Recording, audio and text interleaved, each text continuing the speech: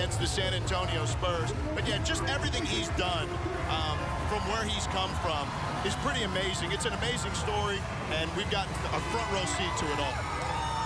As we see these beautiful pictures radiating in here on the Miami Heat Championship celebration on Sunsports, presented to you by Gulfstream Park. We peek in on Birds Float. Miller Man's in the house as well. The fact that we're able to bring this to you is a testament to the wonderful partnership between the Miami Heat Broadcasting Department and our television partner, Sunsports. We have 3 full mobile units throughout downtown. It only takes us 1 to do a game. I mean, to do this show, we've got to roll it out. 30 cameras all over the place, including riding on bus 10 as they make yet another turn getting closer to Biscayne Boulevard. Eric Reed is riding on bus 10 with the greatest player in the world. Thanks, Rob. We are with the MVP of the 2013 Championship Series. You've been there and done that, but I know this feels so special, LeBron. Man, absolutely, man. This is all the fans that we're seeing here is who support us throughout the whole season, man. And this is the least we could do is ride through the city and show our appreciation. Just 4 days since winning Game 7. What's the world been like for you, LeBron? It hasn't quite come to me yet, what we've been able to accomplish, man. I continue to see photos and a couple of videos of our accomplishment, man, but it hasn't hit me yet. This is unbelievable to be a part of such a great franchise and to be able to go back-to-back champions. It's unbelievable. And to be a part of one of the great NBA Finals of all time, LeBron. Absolutely, and I'm honored. And I've watched so many NBA Finals throughout my years growing up as a kid, wanting to be a part of those moments, and to go down as one of the greatest finals ever and to be a part of it is unbelievable. Last question for you. You took all of South Florida and all of Heat Nation on a great ride. We want to make sure you enjoy this ride. What's this like for you to ride through the city of Miami for the 2nd straight year? It's the ultimate. It's the ultimate. This is why I came down here to be able to have a parade at the end of the year, and I'm extremely blessed, man. It don't get no better than this. Great player, great leader, a great NBA champion. He is your MVP, LeBron James. Enjoy the rest of the parade. Thanks, Eric. Appreciate it. All right, LeBron with us on float number 10, and we are floating on rare air right now. Let's go back to the guys out in front of the arena. If you love basketball, you love that man. I don't understand outside of Northeast Ohio right now why there is any angst, any concern, any discussion about LeBron James, except maybe on a night where your team is playing against him. But even on those nights, you've got to remember what you're seeing. We get one every generation, maybe half generation, where they elevate above and beyond everything else. Mikan had to do it first. Russell and his Celtics. Wilt was in there to help create some drama. It was nice to get to Larry and Magic to elevate the league one more place. Michael, Shaq, and Kobe. But now it's LeBron's time. And there's no question about it. I just love the way you just summed up the league right there, brother. Way to make it happen. Hey. You're special, you know that? Thank you, buddy. But LeBron is. I mean, it's such a treat to have him on our team and get to watch him as often as we do. And the way he handles himself, people ask me, hey, do you know LeBron? I mean, the quality of guy that he is and what he tries to do in terms of being a leader for this team is special. He reaches out to the young players and tries to indoctrinate them on what it takes to be great in this league.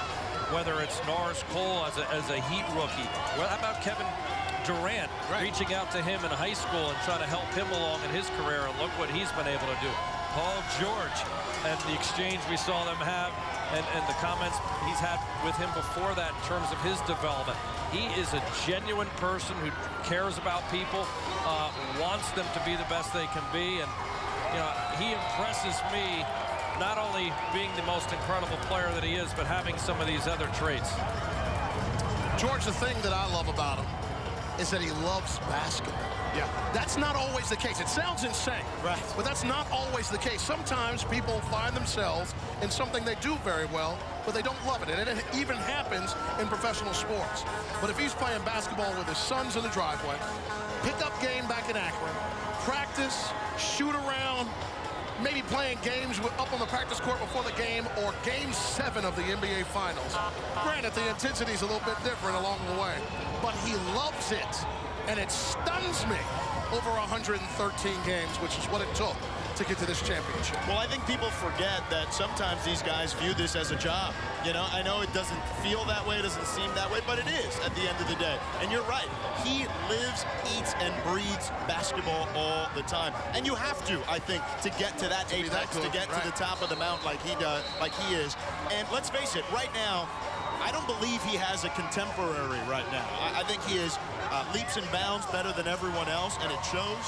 I think that you see that in so many facets, the way he's able to guard all the positions, like Coach Spo calls them, 1 through 5. And very few guys, if any, in the history of the league have been able to do that. I'm not big into comparisons right now. People will be able to compare eras once their careers are done. But I think that he's well on the right track to be in the discussion of one of the greatest of all time.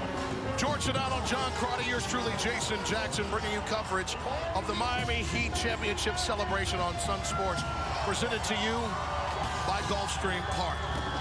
As the Wade family vehicle keeps rolling, a.k.a. 3. And it's so important to him that he's still connected with this guy. Hey, I saw the guys that print those shirts out on the street a little bit earlier. That's fantastic. They are real happy about that guy. That is fantastic. No doubt. And the connection between Coach Spoelstra and Dwayne Wade specifically. We know how much he loves Udonis Haslem. And real quick, I'll wrap that up really quick before we get to that. Coach Spoelstra said one of the most difficult decisions he's ever made as the head coach of this team was keeping the heart and soul of this franchise, Udonis Haslem, on the bench. Might have been better for the team. They won the game, but it killed him inside not to put that guy out there. That's the connection that you have to believe is real when you talk about the guys that have been together this long, at least for a decade in these positions. Great point, and so true. And Spo really wears his feelings on his sleeve when it comes to UD and D Wade. I think he feels like he grew up with them as well. And as I referenced earlier, they've worked so much one-on-one. Head coaches don't come out on the floor and work one-on-one much. They usually delegate that to assistant coaches in the offseason and things like that in order to be able to develop. And that's when Spo was an assistant coach, developing that trust and helping Dwayne and UD both with their mid-range game. And that's hours, guys. That's hours and hours of feeding the ball back and forth, talking about technique, and just spending time together. And I know that really hurts Spo, and that's the tough decisions that a head coach has to make, because it's about winning at this level. And you know what? UD understood, and he said it afterwards. You know, if it takes that for us to sacrifice, for us to win, that's what I'll do. 10 years ago, when I was covering this team on a daily basis, and I sat there and I watched Coach Spoelstra work with Dwayne Wade, who we talked about earlier, working that shot and just getting his shot to be better and better and better from the mid-range, and really taught him how to shoot the ball on balance. You know, that was one of the things that Dwayne struggled at first, because he was so quick that it was tough to get on balance. And it just goes to show you the type of relationship and bond that those guys have. The Heat, street, band, getting it done as they roll through the streets of downtown Miami as well. Oh, Bossy, Bossy, Bossy. What can be said about that man that hasn't already been said by the greatest of men? He doesn't take himself seriously. He loves his job. One of the more introspective guys I've ever covered. So great for our business, George. Yeah. That's the thing. Every answer we get from Chris Bosh as we convey his thoughts to his fans and the Heat partners and just the folks who are just interested in this squad, every single thought is unique and genuine. He is thinking and processing as he's talking to us. It was no fluke that he got into Georgia Tech, which is a hard school to get into. Yeah, it's not easy. He reminds us he didn't stay long, but yeah, that was for business reasons. But it is so awesome. That's not to take anything away from other guys. Guys have already thought about, they know what is coming from us. We're the ones that aren't all that creative sometimes. And the things that we ask leading into games. But that man, Chris Bosh, provides us with a unique enjoyment in conversation rather than just simple Q&A. Oh, no question about it. Again, like you said, just as honest a guy when you're asking him a question. And sometimes it may drive people nuts that he's so honest. Not always to his advantage. Yeah, but I think that's what you want. You'd rather a guy wear his emotions on his sleeve and you know where he's coming from. You know that whether he's on the highest of highs or the lowest of lows, he's going to tell you exactly how he feels. And I think it helps him because when he's honest with himself, he knows what he has to do moving forward from game to game.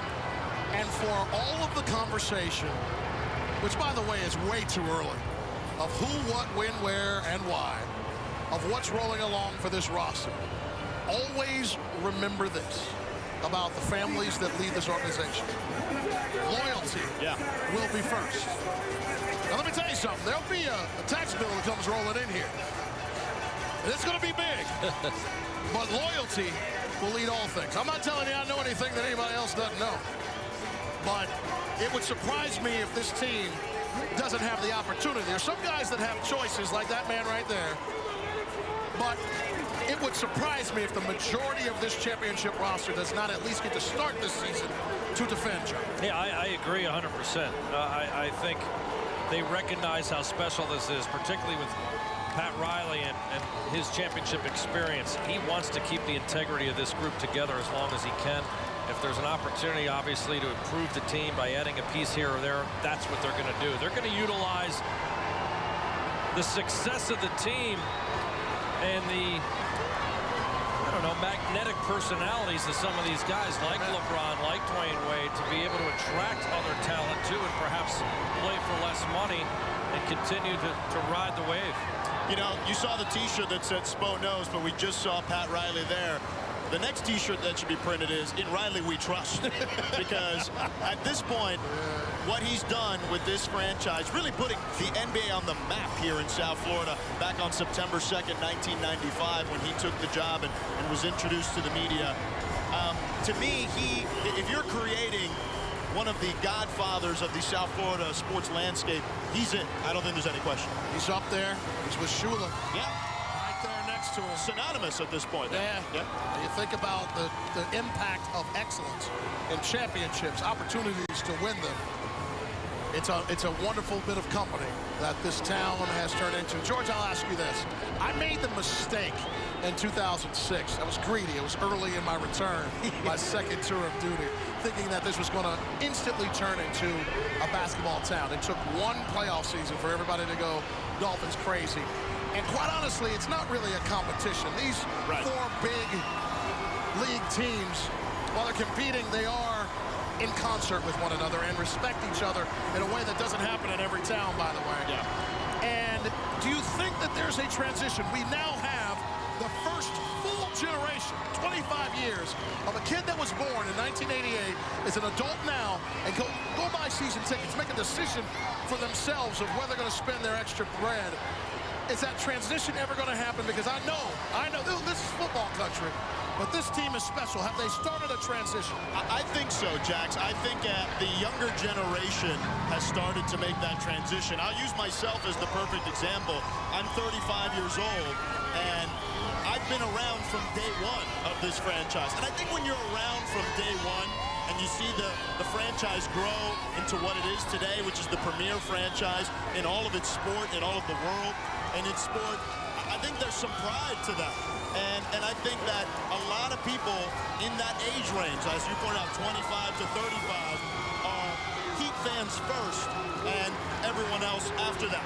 And I think that there's, again, a large contingent of that. That doesn't mean that they're not certainly extremely supportive of the other franchises, but I think because of the winning and because of the culture created here, I think that that's just the way it's shaken.